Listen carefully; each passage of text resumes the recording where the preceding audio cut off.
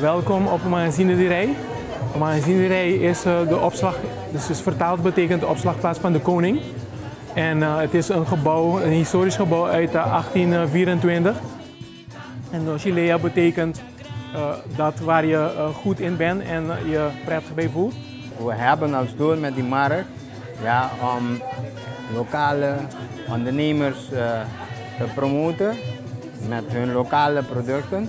Dus mensen zeg maar, die met cultuur te maken hebben of anders tradities ook, die dreigen verloren te gaan, naar voren weer te brengen.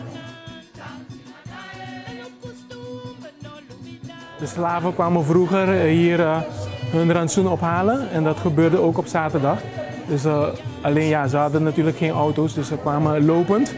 Zo'n 7 tot 10 uur liepen ze hier naartoe vanuit de zoutpannen om hier hun rantsoen op te halen.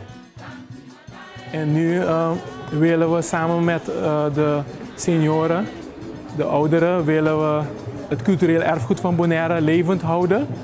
Door educatieve programma's waar kinderen kunnen leren over een erfgoed op allerlei manieren. Sommige, bijvoorbeeld de oker, heb ik zaadjes in de grond. En dan doe ik 3 zaadjes of 1 zaadje in een pot en dan groeien ze op.